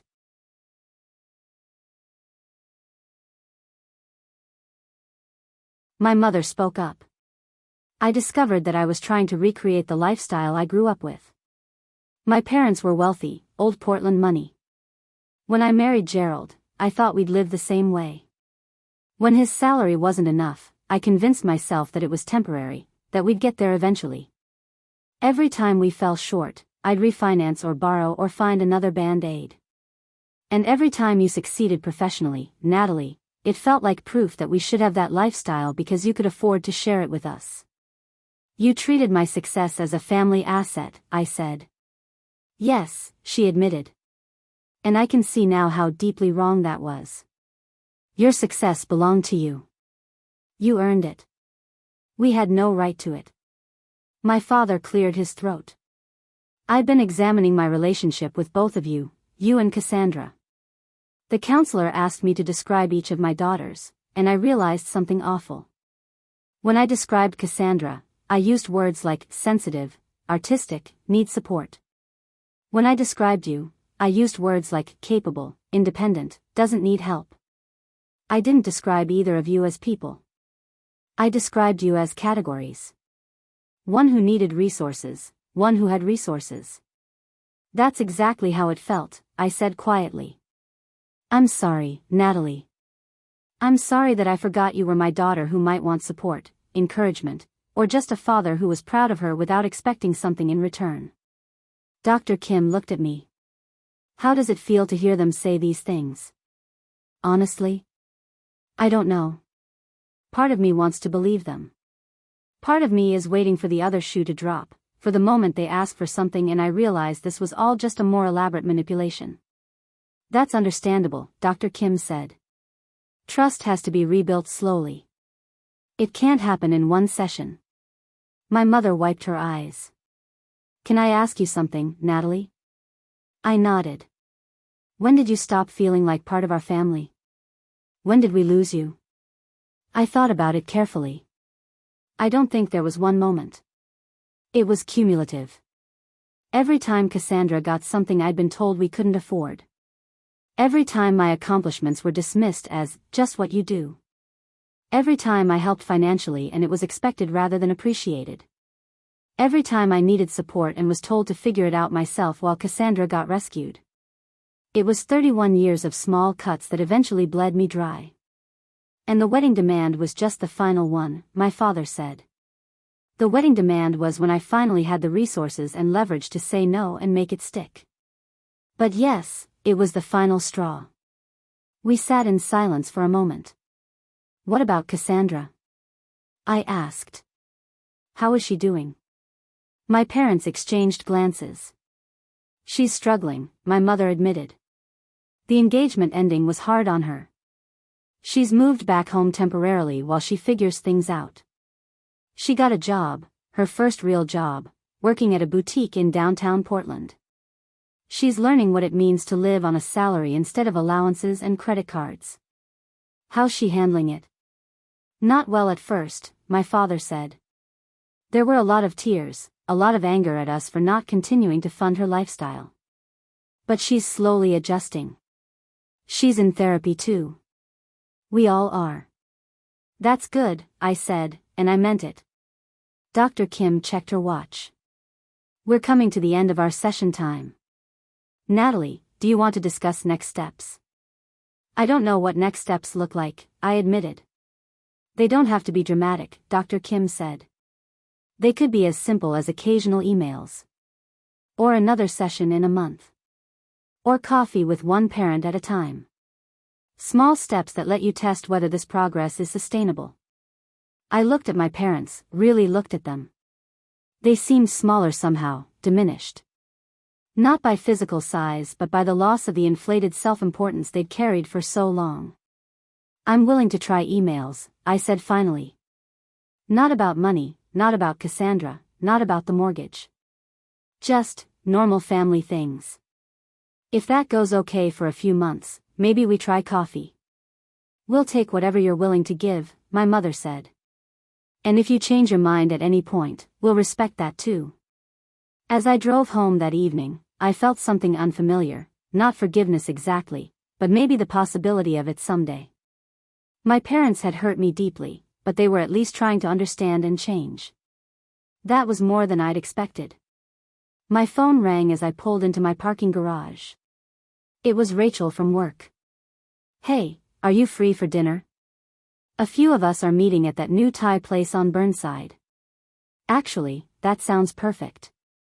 2 hours later, I was sitting in a restaurant with colleagues who'd become friends, laughing at someone's story about a disastrous client demo.